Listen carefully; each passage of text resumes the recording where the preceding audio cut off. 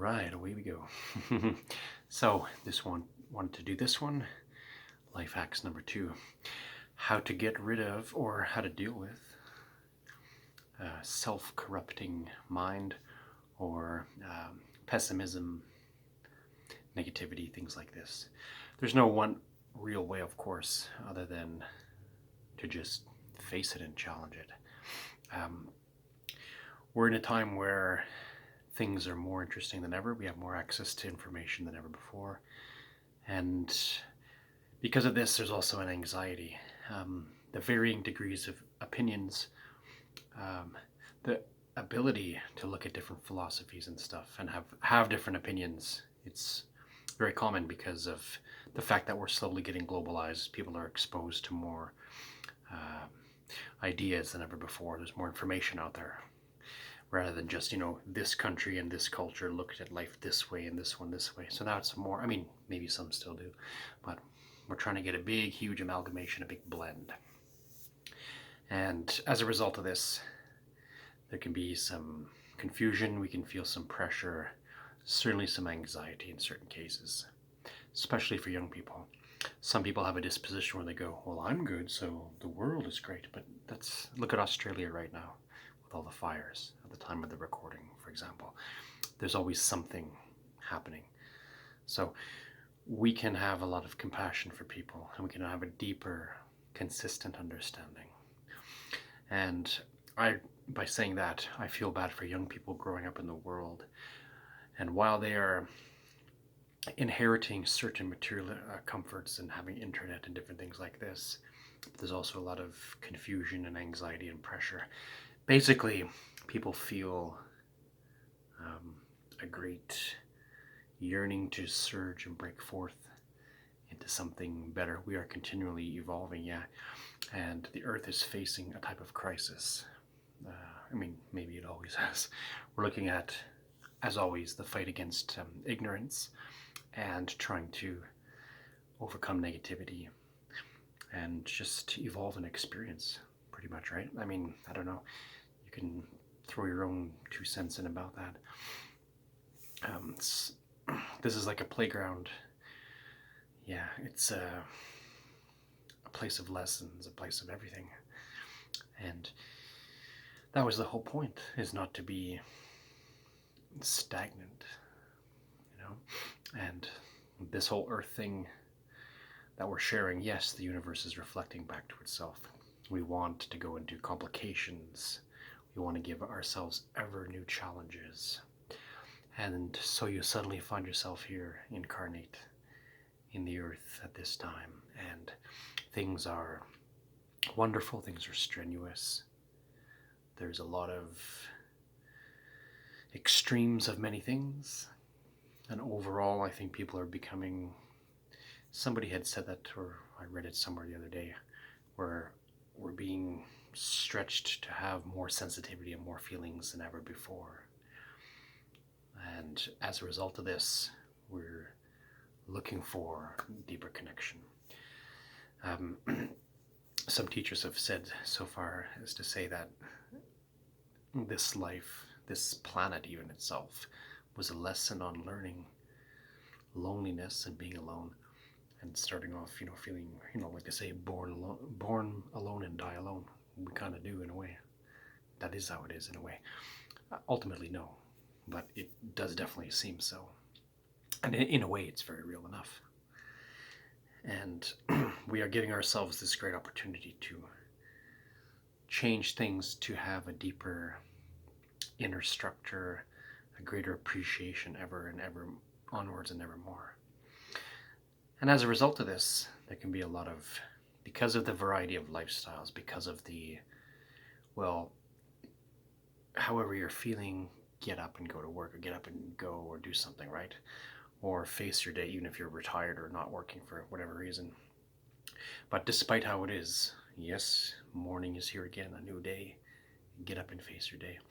For some people, they're in a state of peace because they don't have as much anxiety.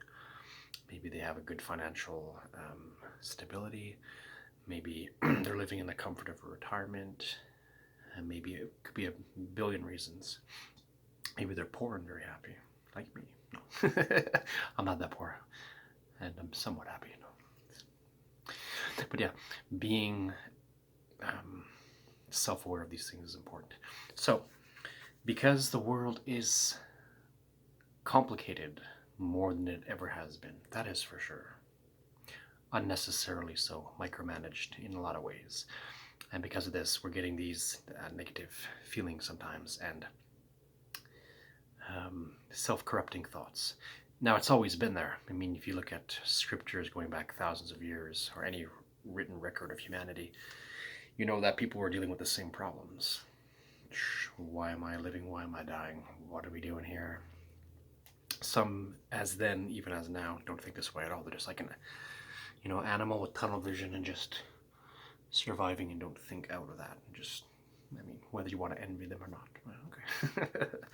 But for those who are aware of the processes that are going on, you realize, yes, humanity has always had struggles. But I think more than ever before, that's like a long 6-minute intro, more than ever before, we are feeling some sort of state of pressure, a pressing need that as a totality of a human race, so-called, if you want to call it that we are facing a growing need to connect with each other, a growing need to have a better relationship with nature and our environment. It is kind of scary. I mean, maybe in one person's little corner of the world it's safe and sound, but somebody else is having a horrible time right now. Fire or water or who knows what, right? Different elements, because the world is getting out of balance in certain ways, or it's twisting and changing because of the fact that people have gone to extremes and have not, taken into consideration what they may do can affect not just short term, but also, of course, long term. And we're seeing the fruit of the labor of this, or the fruit of the negligence, as it were, if you want to put it like that. So we come to a point where we can have this, and people have always had a tendency in cases, and I've suffered a lot, going through depression many times, going through anxiety states, going through a whole myriad of things, multitude of things, and based upon temporary experience, we should know indeed, and should recognize and remember often, our mortality, the temporary nature of being in the flesh suit experience. Yeah, you'll be born many times and go through it a lot, but in and of itself, it's already so fragile and, in a way, quote unquote, futile to think you were going to escape it anyways.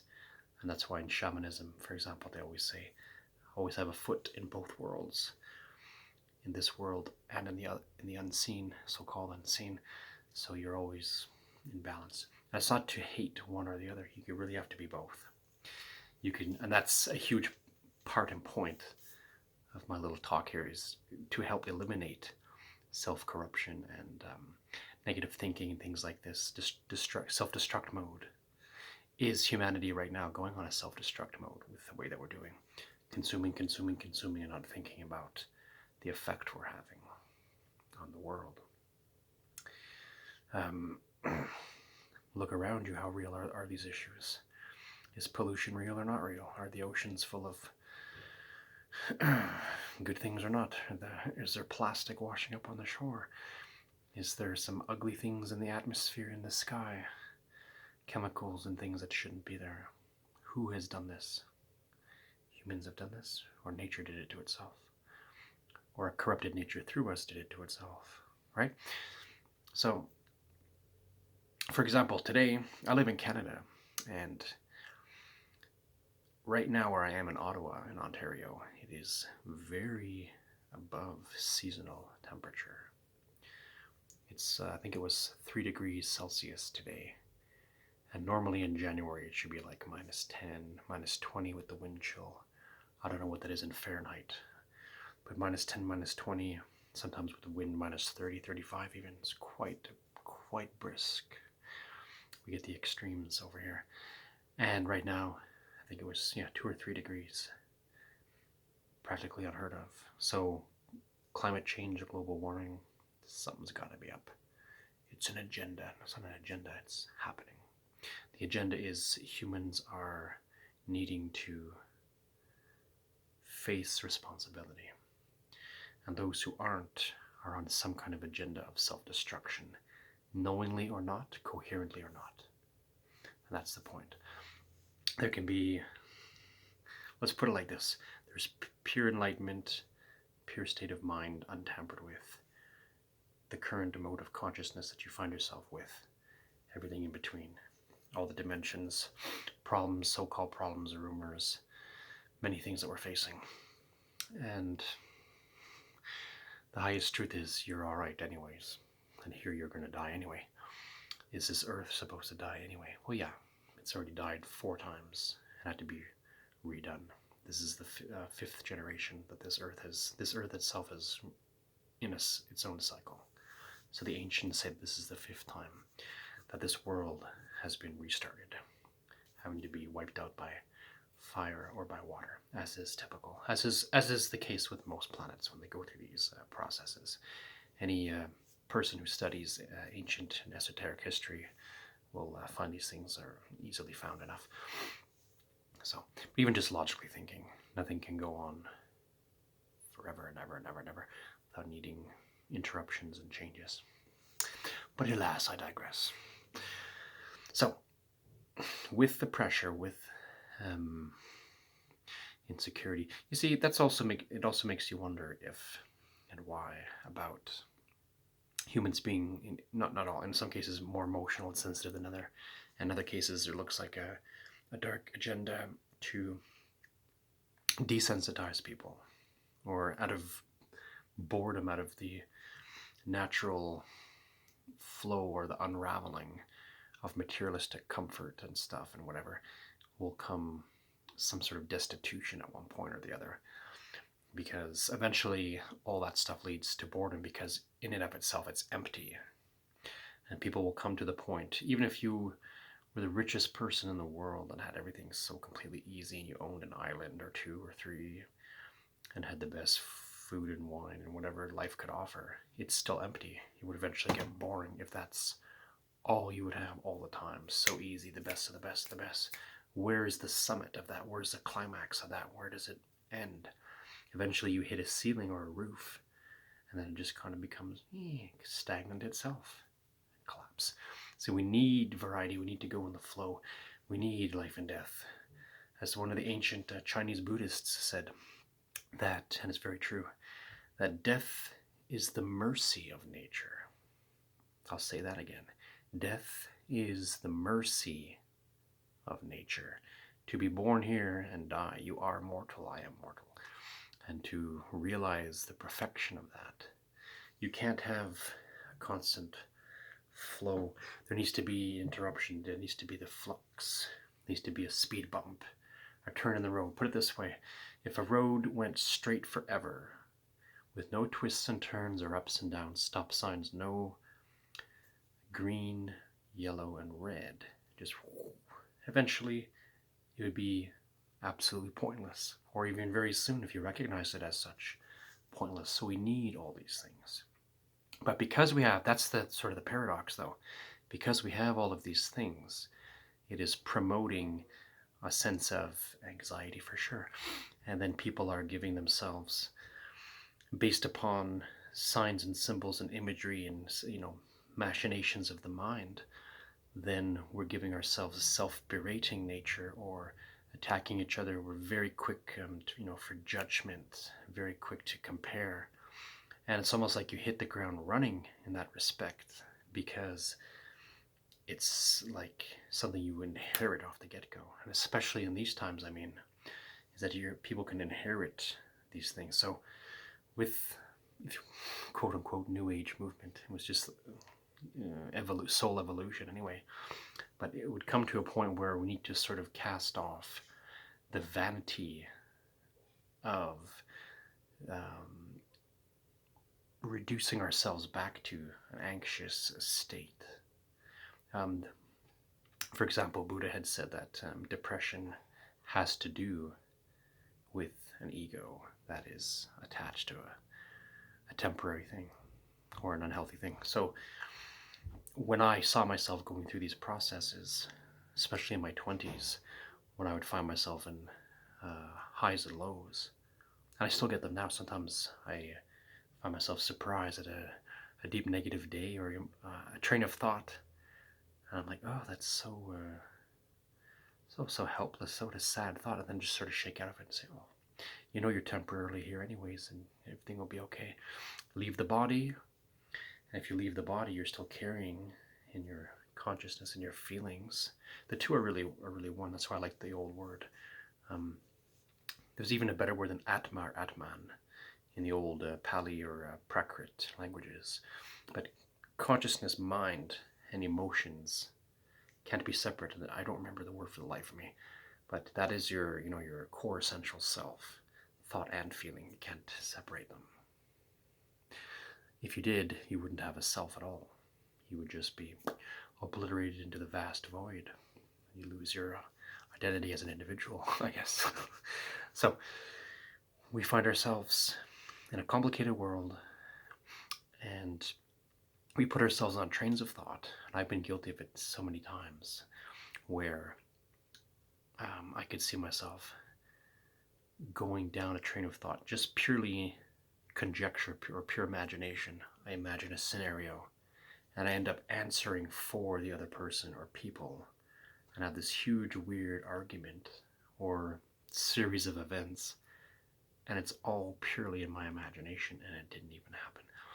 And a lot of people realize this, and that's what they're doing too. That's been coming to the surface a lot lately, this exact thing, that we're getting ourselves bound up, uptight, all because of thoughts and all because of things that didn't even happen, right? So when I take a walk down the street, or I go to a busy shopping place, or whatever the case, when I'm out in the public and engaging others and socializing, or just walking through the crowds, or just people watching, or I try to catch the eyes to see who is sort of sparked awake, who's down, for a quick exchange, even if no words were said, just sort of a smile and a nod. And so many people are just like, I find really shy and really in their own bubble, and they're just sort of in this, and I mean, yeah, we all can be, of course, and it's not about making fun of them. I'm just saying people are in these deep loops of thought, and it's, in a way, it's comical. It's tragic and comical. Is it a tragedy or a comedy? That is the question. As my good man Alan Watts would say, is it a comedy or a tragedy happening? Maybe a bit of both. But these things taking place, and a whole world of hurt and putting ourselves down. And when we do that, we do it to others, of course. If we're feeling negative and violent against ourselves, of course it'll go out into the external world and manifest itself somehow. I've done it too, and surprised myself with a weird bad mood or something. Oh, it's not very pleasant to me. Catch myself, calm it down. Or as one friend of mine would, how does she say, tame the gremlin voice inside you. I like that. So realize being here is a precious experience / experiment that you chose to be part of, completely self-responsible. Not God's fault or this human's fault or that. God is real, but the God of gods is complete, relaxed peace behind the scenes, within everything, patiently saying, go ahead, my child, go ahead. Even a God under it, even a devil, even a this, even a that, an awake mind, a lost mind, a grain of sand. Go, my child. And it's a fail-safe anyway. So we're the ones in conflict until we learn how to get out of it. How do we get out of it? It's really up to each one to see the means that helps. And doesn't have to be something that ends everything. It can just be about you finding what works in the given moment, in the given incarnation. It could be a whole life spent in meditation, because that's what you need, but doesn't mean it's somebody else's cup of tea. Yours could be being a book nerd, reading and studying and thinking, and maybe that's your way. Or somebody could be very much into health. Someone could be very much into whatever, whatever it may be. As long as it's not a distraction that's keeping you from evolving. As long as it isn't a distraction keeping you from evolving. We all need breaks. Distraction is fine. Go watch a movie, do something silly. Whatever, as long as you don't harm anybody. Be free and be happy. We gotta worry about anything bad coming back to you. And do it like that. And find yourself in a better state. And be free. We can never be happy with ourselves unless we're answering that deep, integral call. Because it has to be answered, or we're just not going to be content. We'll continue to be maybe sleepless or feeling we failed ourselves in some way, or be negative in some way, or be in a state of despondency, or being, that happens to me a lot too. I figure, I've already figured out a lot of this universe, and yet know so very little at the same time. I'm already tired. And then just say, well, it's just a feeling, or just a lack of energy or mood. You can go through it. But yeah, we have to give ourselves that ability to rise to our own occasion and actually face negative thoughts and say, okay, what really is at the root of this? What really is at the root of it? And if I'm serious about getting rid of it, if I don't want to be a self-justified victim, if I don't want to have my story be my way that people know me, and that's the modality I've chosen because I get something out of it. Almost like in a sadistic way sometimes we do this, eh? But if you're willing to rise to your own occasion and ask yourself in the deepest, most honest way, what is bothering me? Or why am I feeling this way? Don't be afraid to be a warrior. Don't be afraid to rest and relax when you have to. Don't be afraid to be as gentle as a baby to yourself when you have to. And don't forget to be rough and tumble with yourself when you have to. We have to do all these things. I don't think it's just one way. When I call myself way of one, I just mean the universe is one. Find out what works for you within the one. Something like that. Now, the video is long enough. I've babbled quite a bit. I wish everybody peace, and yes, catch yourself doing these, any negative thinking that you might do. And catch yourself on things that are unnecessary. Learn the difference. That can be a hard thing for sure. Differentiate between that. That could be something. Those are my thoughts for today. I just wanted to pass it on. Wish you guys the best. Namaste as always. Stop the corruption by bringing truth out, knowledge of yourself out. And yeah, even if you feel great, the world can still be crazy around you. Try to be that beacon of hope. Try to be the one that smiles when others won't. Try to be positive when others won't. And know when to keep your peace and silence too. That's also okay. It's part of the reality we got to do. All right, take it easy, my friends. Have a lovely moment, and we'll catch you soon.